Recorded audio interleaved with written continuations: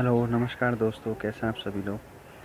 आज के इस वीडियो में हम बात करने वाले हैं महिलाओं को दिए जाने वाले 30% आरक्षण पर, जो राज्य लोक सेवा आयोग और सरकार से जो जवाब मांगा गया था।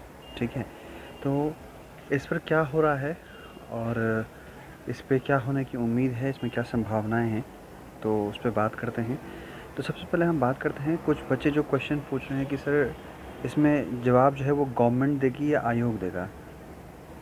तो देखिए दोस्तों, आयोग और गवर्नमेंट दोनों से जवाब मांगा गया है, तो देना तो जवाब दोनों को ही है। लेकिन आयोग का जवाबदेही इसमें बहुत अधिक नहीं है, क्योंकि आयोग के पास जो रिजर्वेशन को लेकर के इसमें जो सरकार की तरफ से जो मेमो दिया गया होगा या जो विषय वस्तु दी होगी, आयोग एज इट इज़ उसी कॉपी को कोर्ट में सबमिट कर देगा और बोलेगा ये समय सरकार की तरफ से ये विधेयक के कारण हमने इस प्रकार का आरक्षण जो है वो परीक्षा में देते हैं। तो इसमें निश्चित रूप से जो है वो सरकार की जवाबदेही अधिक है। अब सरकार को इसको डिफेंड भी करना है, क्योंकि ये पब्लिक अफेयर का मुद्दा है और कहीं ना कहीं ये वोट से कनेक्ट होता है। ठीक है, और उत्तराखंड में तो लगभग 50% से ज़्यादा वोट जो हैं वो महिलाओं के होते हैं। तो कहीं ना कहीं इसमें जो महिलाओं का वोट बैंक है वो भी बीच में आएगा, और इसलिए इसमें गवर्नमेंट को बहुत अधिक सतर्कता के साथ आगे बढ़ना होगा। अब गवर्नमेंट के पास ऑप्शन क्या है? देखिए, गवर्नमेंट के पास एक तो ये ऑप्शन है कि क्योंकि अभी ये मामला सिर्फ हाई कोर्ट में है, और गवर्नमेंट हाई कोर्ट में अपने जो वकील हैं उनके माध्यम से, जो गवर्नमेंट वकील हैं वो कुछ इस तरीके से जवाब रखें कि इसका जो विषय वस्तु है इस 30% महिला आरक्षण का, कि कोर्ट इससे सहमत हो जाए कि जो ये आरक्षण है ये बिल्कुल सही दिया गया है। तो हाई कोर्ट में तो आप इस मामले को फेवर में ला सकते हैं।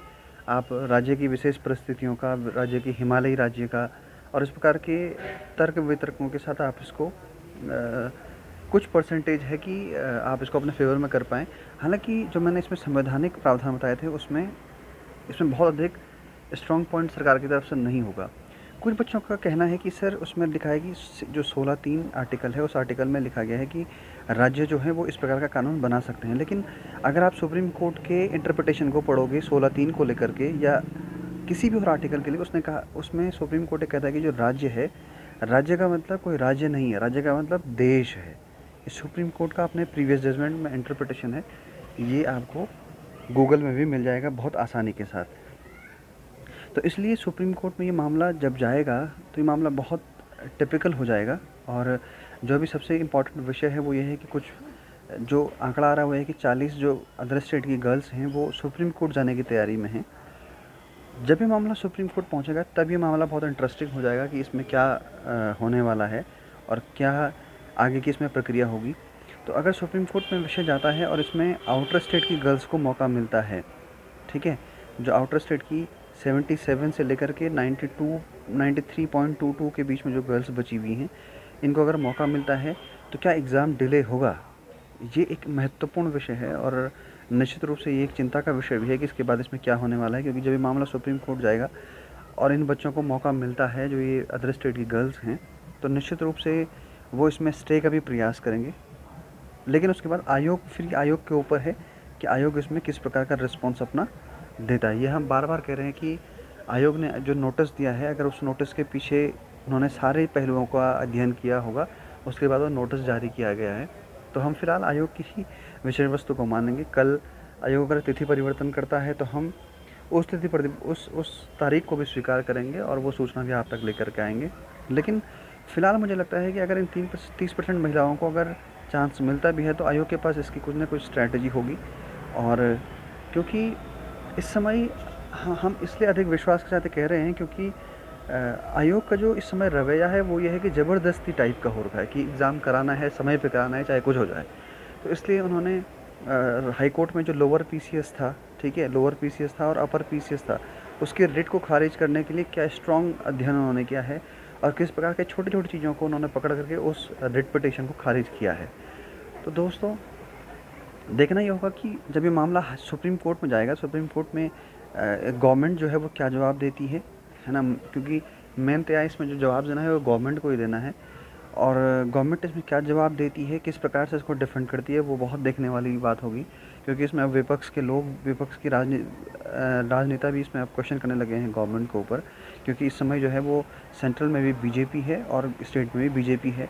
तो ये बीजेपी अगर इसको नहीं कर पाई तो ये उनको बहुत बड़ा वोट बैंक का नुकसान भी हो सकता है, इसलिए वो भी इस विषय को बहुत ध्यान से देखेगी। और कहीं न कहीं गवर्नमेंट नौकरियों को लेकर के लोग बहुत अधिक संवेदनशील होते हैं और इसलिए ये विषय जो है वो संवेदनशील है और निश्चित रूप से गवर्नमेंट इसमें बहुत संवेदनशील होकर के करेगी जब ये सुप्रीम कोर्ट में विषय आएगा और जब ये हाई कोर्ट में इसकी सुनवाई होगी। लेकिन फ़िलहाल हम यही कहते हैं कि अभी 2-4 दिन में स्थिति इसमें क्लियर हो जाएगी क्या होने वाला है, ठीक है।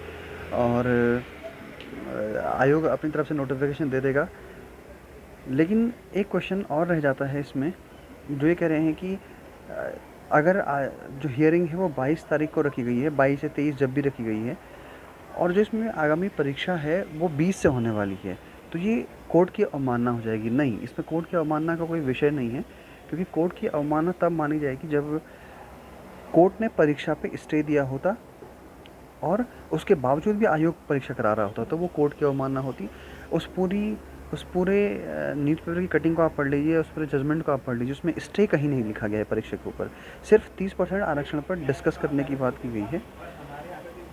और उसमें जो है उसमें ये कहीं नहीं लिखा गया कि परीक्षा पे स्टे होना है। तो आप ये अपने मन से मत चलिए कि परीक्षा स्टे हो जाएगी या ऐसा हो जाएगा। जब तक हाई कोर्ट स्टे के लिए नहीं कहेगा तब तक वो परीक्षा जो है अपने तय समय पर ही होगी, चाहे वो 30% आरक्षण का मुद्दा जो है वो लंबा खिंचता रहे।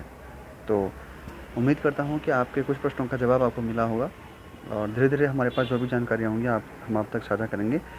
अगर आपने अब तक हमारा टेलीग्राम चैनल ज्वाइन नहीं किया तो आप ग्रुप में जाकर के हमारा टेलीग्राम चैनल भी ज्वाइन कर सकते हैं दोस्तों। उसमें हम रोज़ कुछ क्वेश्चन आपको दे रहे हैं, ये टेलीग्राम लिंक है, और हम डेली बेसिस पे 1-2 क्वेश्चन देने का प्रयास कर रहे हैं, ताकि एक महीने में आपके कम से कम 60 के आसपास क्वेश्चन आपको हम फ्री में दे रहे हैं, ताकि कुछ प्रैक्टिस आपकी हमारे इस चैनल के माध्यम से भी होते रहे। तो दोस्तों आज की वीडियो में इतना ही, मिलते हैं अगली वीडियो में कुछ नए विषयों के साथ, तब तक के लिए धन्यवाद।